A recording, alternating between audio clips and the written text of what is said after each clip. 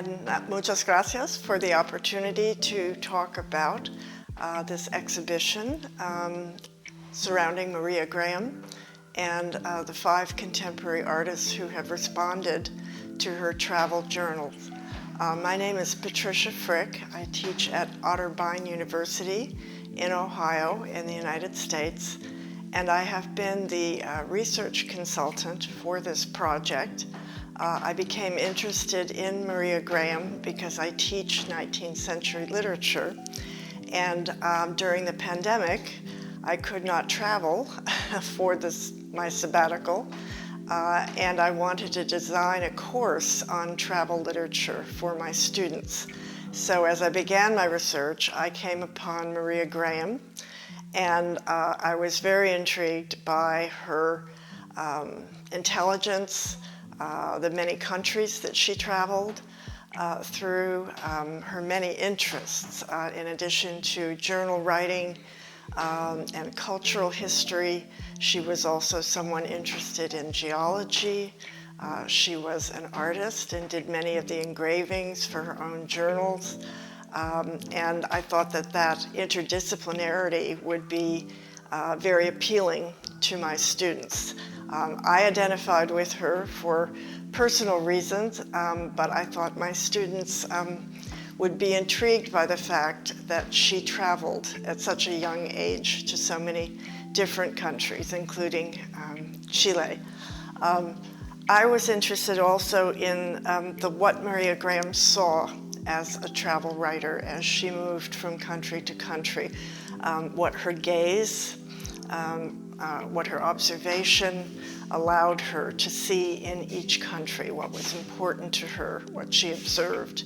And this idea of the gaze, it can be a very active way of looking at a country where you are really trying to create a conversation as you move through a country and get to know its people. Or it can be, something more passive, where the writer simply records what she sees. Maria Graham wanted a conversation as she moved through India and Italy and Chile and Brazil. And this exhibition is really a continuation of her gaze and that kind of conversation. In one of her journals, she describes her writing as a type of picture gallery. And that made me think that it might be interesting to relate her written work to the work of visual artists, women in the 21st century who, like Graham, were curious about the world, who loved to travel, who had their own perspectives and observations and gazes on culture, and who had a lot in common with this woman at the beginning of the 19th century. So from that came an invitation through my colleague Janice Glosky to 5 artists, each of whom lives and works in the countries that Graham wrote about in her travel journals. And each artist has given us her own interpretation of why Graham still matters, why she is still contemporary, and particularly important for other women and their experiences of the world. Okay, so there's much more I could say, but I want to let my colleague talk about the art and the artists themselves. I did want to say that Maria Graham had a particularly strong connection to Chile. She loved Chile, and I think Chile loved her in turn. And so her Chilean journal is really closest to who I think she really was as a human being. She wanted to get out and talk to all of the people of Chile and to know their dreams and aspirations for their country, not just the politicians or not just people in power. And as a woman, she really had total freedom at that point in her life to go anywhere she wanted to go in Chile and to make observations and friendships. And so I think it's her most personal journal, and it's my favorite. It was actually my students' favorite journal. They wanted to know more about Chile after we studied it. So thank you for this.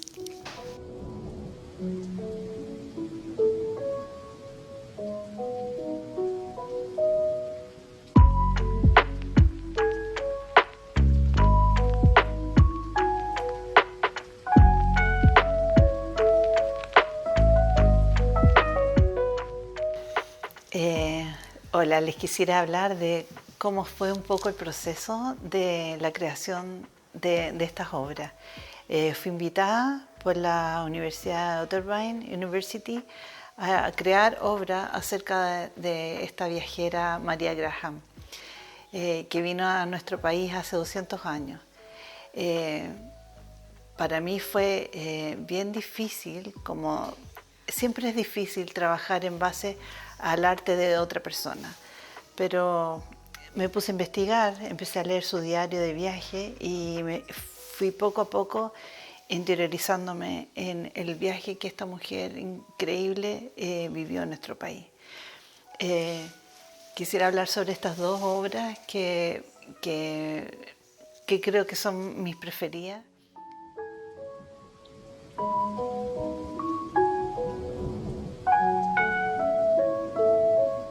Por ejemplo, en esta monotipia, yo empecé, como yo construyo esta obra es lo siguiente. Me encanta trabajar con el grafito acuarelable. Esto va sobre una matriz de cobre, pero que no tiene ni una incisión. Entonces yo dibujo con este grafito acuarelable, dibujando con manchas con agua. ¿Ves? Todo esto gris que ustedes ven aquí son aguadas que yo voy poniendo en esta matriz. Después marco fuerte donde quiero líneas más oscuras y todo. Después dije, si esto era una amanecida que ella estaba viendo, ven que ella dice, no puedo concebir nada más glorioso que la vista de los Andes esta mañana al acercarme a tierra al amanecer.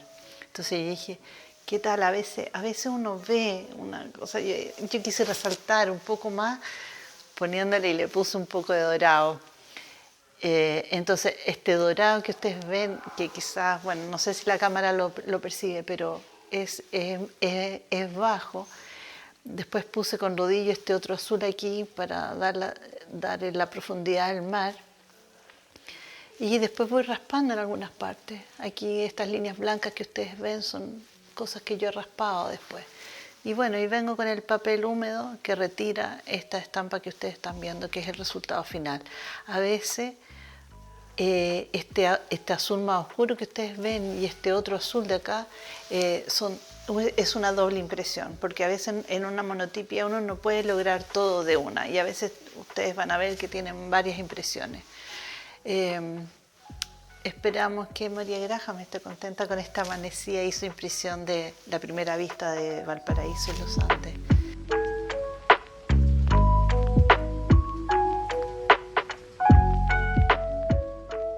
Y en esta obra de acá, se llama Soledad, Solitud, dije, pucha, en el fondo, ¿qué soledad debe haber sentido esta mujer en un barco? En el fondo ella venía con su marido y que todo te cambia de un instante a otro. En el fondo, ¿qué haces cuando ya te quedas sola en una? O sea, lo que iban a hacer era, en el fondo, al marido lo iban a la usanza antigua, lo iban a lanzar por la borda del cuerpo, y a ella la iban a mandar en el primer barco de vuelta a su casa. Pero ella dijo no. Mantuvo al marido con ella y para darle una sepultura digna, como se merecía. Entonces un poquito aquí es qué es lo que ella sintió. Es un horizonte, es como una soledad y un silencio muy grande. Ella pone, pero mi mente se ha inclinado ante aquel en cuya mano están las cuestiones de la vida y la muerte. Y sé que no puedo quedarme mucho tiempo en el pasado, aunque mi vida se alargase, hasta los límites máximos del humano. O muerte, o dónde está tu aguijón, o sepultura, dónde está tu victoria. es como un paréntesis de lo que venía, pero en el fondo también pienso que a lo mejor para María Graham el quedarse viuda fue una revitalizar su vida y su búsqueda, porque fue libre también. Al llegar a Valparaíso, que todos pensando que se iba a ir, en el fondo ella se quedó y empezó a investigar sobre la cultura chilena, empezó a conocer a la gente, se empezó a hacer amigo, y también con respecto a los otros diarios, aquí en Chile se liberó ella, porque quizás en los otros diarios ella era más joven, o era acompañada por el marido, o era acompañada por el padre, siempre como en un grupo. Acá llegó a Chile sola y además ya tenía la seguridad de haber sido publicada por las editoriales más importantes, entonces también fue libre en escribir qué era lo que quería escribir, qué era lo que quería dibujar, qué era lo que quería saber, y eso le dio libertad. Así que qué maravilla haber tenido el registro de esta mujer sobre nuestro Chile hace 200 años atrás.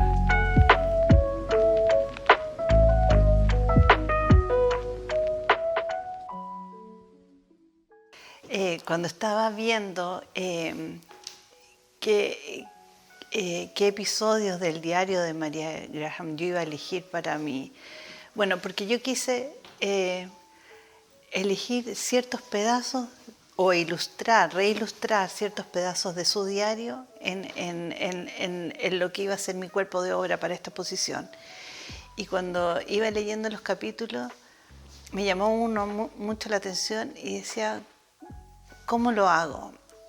Y ya que esta exposición iba a ser parte, en el fondo, para alumnos de literatura de la universidad, dije, si yo me pongo a hablar sobre el mate o si me pongo a dibujar un mate, no van a entender lo que yo quise tratar de explicar. Entonces dije, ¿qué tal si es mejor que dibujar el mate? Pongo el mate y así lo entienden. La historia del mate, ¿por qué elegí esto? Fue la siguiente. María Graham quería conocer nuestra cultura, quería conversar, quería sociabilizar, pero la frenaba esta cosa que le daba un poco de asco, chupar, cuando le invitaban a las fiestas o a las tertulias, le pasaban este mate con la bombilla y a ella le daba asco, entonces se negaba a ir, hasta que un día ella no aguantó más y dijo, no, yo tengo que pasar esta barrera, y aceptó. Y eso fue también otra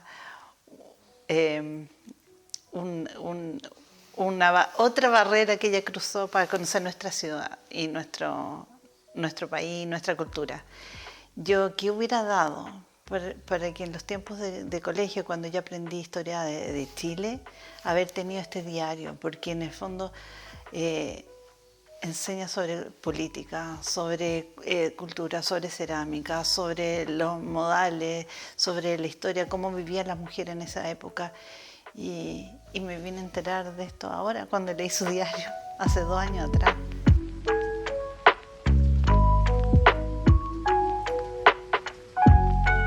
Haber leído el relato y el diario de María Graham me abrió una fuente de conocimiento acerca de nuestra cultura que yo no tenía idea. Y además muy lindo porque es un relato hecho por una mujer muy independiente. Entonces es posible captar detalles que quizá un historiador hombre no es capaz de transmitir. Los dibujos, ver los grabados de ella también es increíble. O sea, somos capaces de ver nuestro Chile hace 200 años atrás a través de una mirada femenina increíble, muy observadora y sensible. La verdad que es una suerte gigante para mí poder haberme adentrado en la obra de esta viajera. Los invito a mirar la obra de María Graham, a leer el diario, van a aprender mucho sobre nuestro país.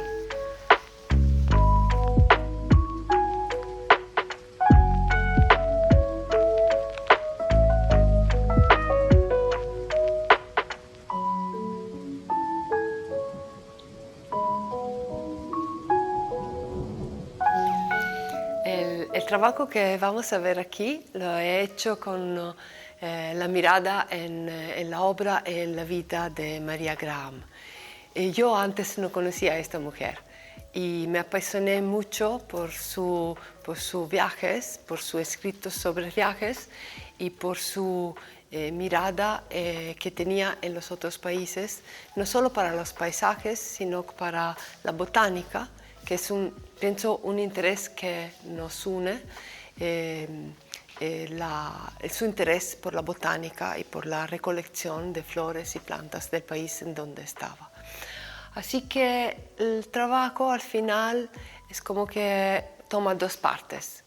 Una parte son los paisajes que se ven aquí y que son hechos con una técnica de estilografía japonés, es decir, con la madera tratada con colores naturales y con papel fino japonés.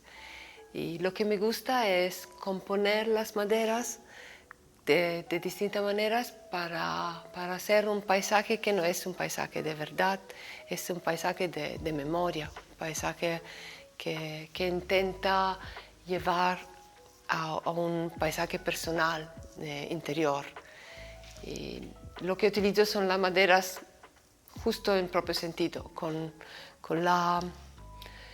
el discurso gráfico que ya tienen entre sí, y de una manera diría un poco primordial.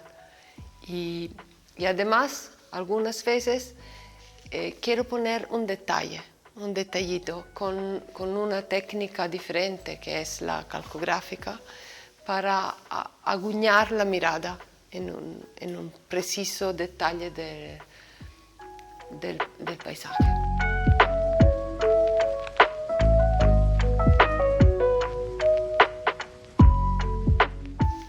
La otra parte del trabajo son libros de artista. La modalidad del libro de artista es para mí como una manera diferente de expresarme. En paralelo la utilizo entre grandes grabados y pequeños libros de artista, como una manera de archivio y de memoria, pero también de expresión. He hecho varios libros de artistas. Al empezar hice un libro que es un poco el recorrido del diario de María Graham en Italia, en sus días en Poli en 1819. Tomé este diario y he hecho un librito en que se encuentran las hojas de las plantas y algunas imágenes que pienso que María Graham pudiera haber encontrado en su recorrido, junto a unas frases, a unas palabras traídas de este diario. Otros libritos pequeños son los pequeñitos libritos de bolsito, podemos decir, que son libros que traen una ecoprint, que es una manera de traer las plantas directamente con su huella y su color entre el papel, y que yo he pensado podían ser libritos de apuntes, como la que la misma María Graham podía haber hecho en sus viajes. En mi caso, como que el viaje en este momento es el mío, yo puse las plantas que encontré en mi jardín y al margen, con la máquina de escribir, puse unas palabras sobre historia botánica y historia personal relacionada con estas plantas. En este recorrido de libritos, los últimos en una carpeta que he llamado la herbario Traveling Plants. son la carpeta de las plantas viajeras, y algunos se ven aquí. Y esto es un poco lo que yo entiendo como el trabajo final, lo que me ha llevado este recorrido con María Graham, pensando en el viaje, en el atravesar, en el recolectar. Estas imágenes son hechas con antotipias. Es una técnica en la que las flores y las plantas me dan una emulsión fotosensible, la que utilizo para fijar la imagen de otras plantas. Las plantas que he utilizado son plantas que yo llamo plantas viajeras porque son las malas hierbas que son muy difundidas y que he encontrado en mi alrededor y que me hacen reflexionar un poco en nuestro tiempo, en los tiempos en que los viajeros, como los migrantes, por ejemplo, no son acogidos y no son bien vistos, así como las malas hierbas. Y bueno, por esto la carpeta de las plantas viajeras para mí es un poco el culmine de este recorrido que hice gracias a María Graham.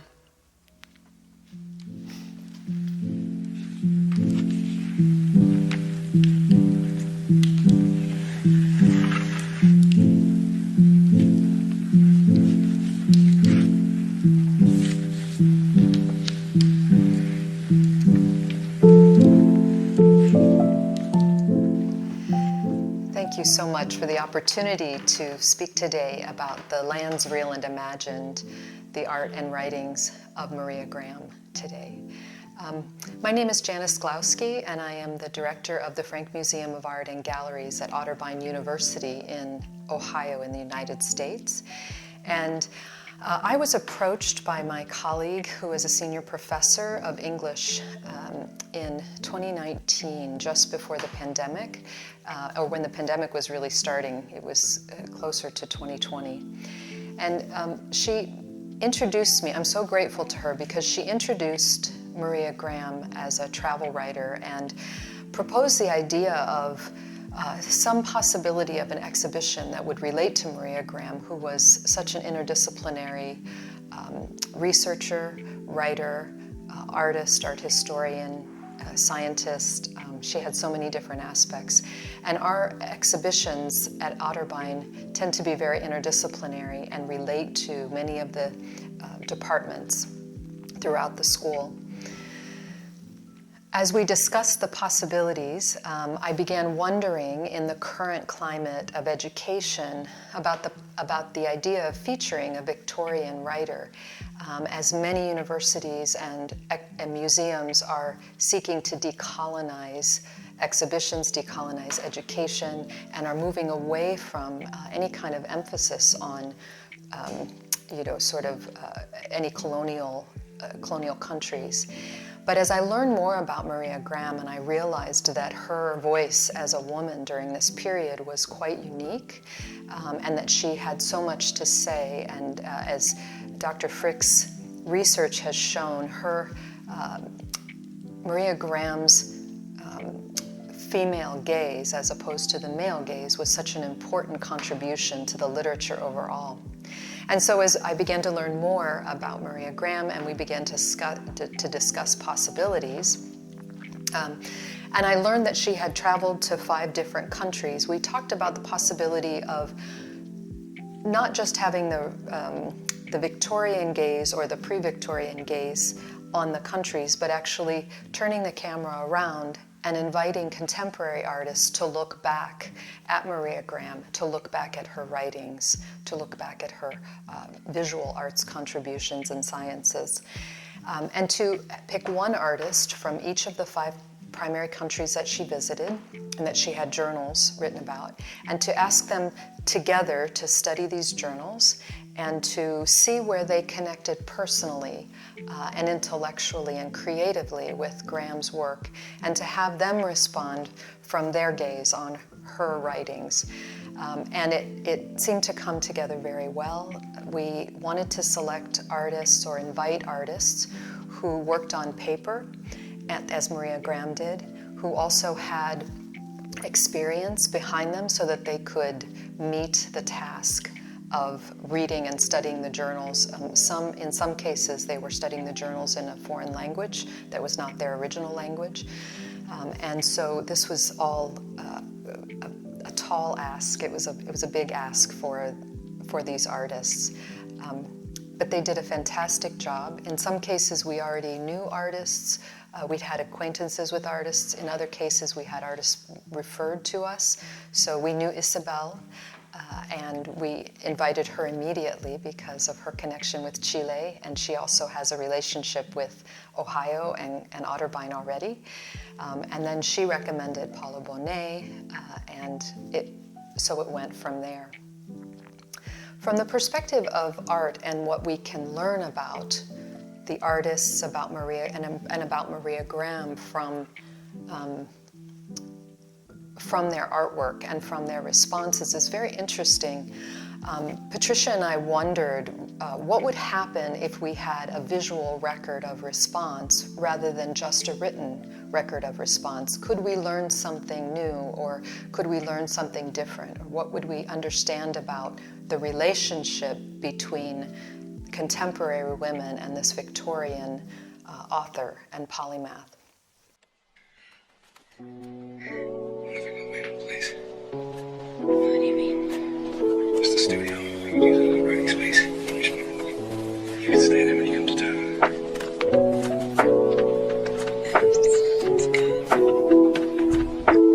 No one I'm about. Give her a story.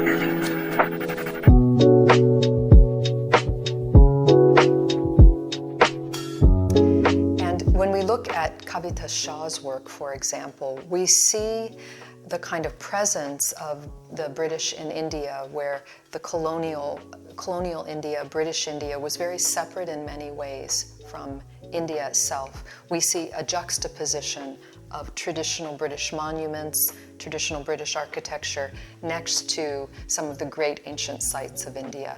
And as Kavita created a room, we see Maria Graham in a British room, in her own kind of private space, contemplating and interfacing, but somewhat separate in a certain way, which was very much how the British lived in India.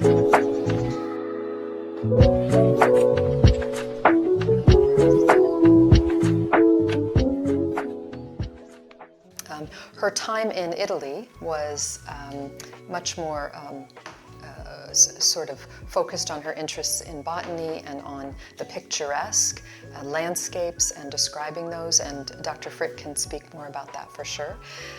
But what we see in Francesca Genna's work is more to do with landscape, more to do with the science of plants and how to use plants in making work. She models some of her pieces, including the herbarium, for example, after British practices of cataloging and identifying and documenting plants and people and animals. The British were very interested in this kind of approach to understanding the world. And Francesca met Maria Graham at that point, and you see the conversation between Graham and Francesca in that way, with this, with using a typewriter and carefully cataloging all of the different plants.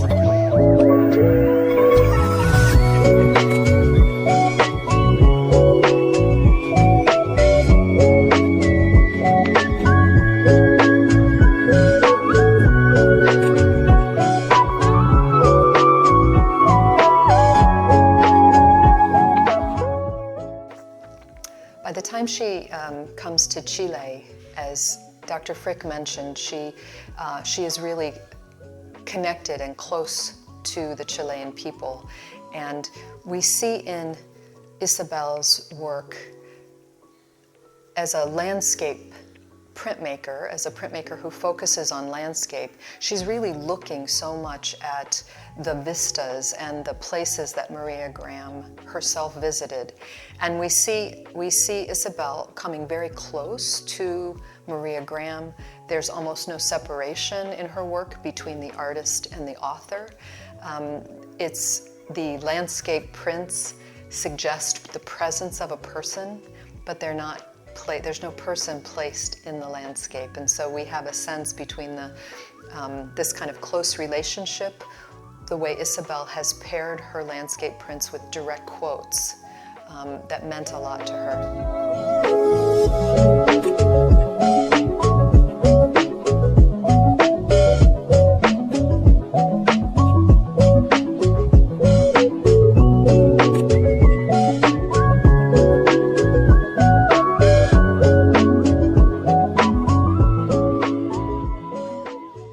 This continues on with Leila Danzinger's work. We see a slightly more political shift. We can see the political aspects of Maria Graham in that context and how that related to what Leila was responding to. She looks at the very many Marias that were part of Maria Graham's life in Brazil. And she takes those images and critiques the name Maria and critiques the kind of use of the name Maria as a symbol for the colonial overlay of indigenous peoples, of indigenous ideas. And so her work is slightly more political and in some ways echo how Maria Graham's voice was slightly more political in certain ways in Brazil.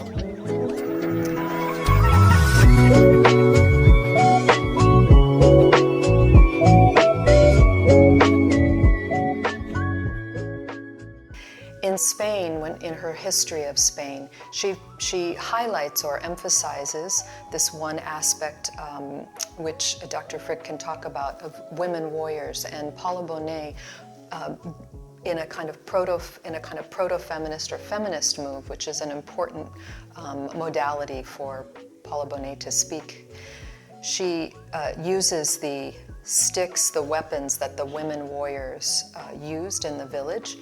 And she has images of rocks, sticks, branches, and she also shows, very interestingly, faces are emerging out of the rocks. Faces in a very contemporary way, using sort of the softness and the fragility of watercolor, but depicting the strength and power of rocks and stones and branches.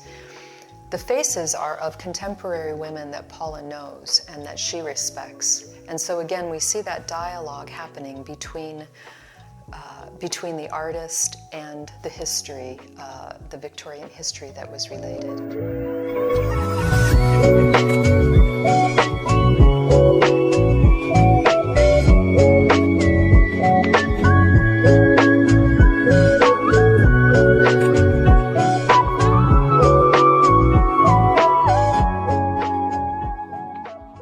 So overall, I think this exhibition really is not a conclusion of any sort. The exhibition is the beginning of many more questions that can be answered, questions that can be asked and explored as we look both at Maria Graham's writings, at scholarship, and also at the artwork itself.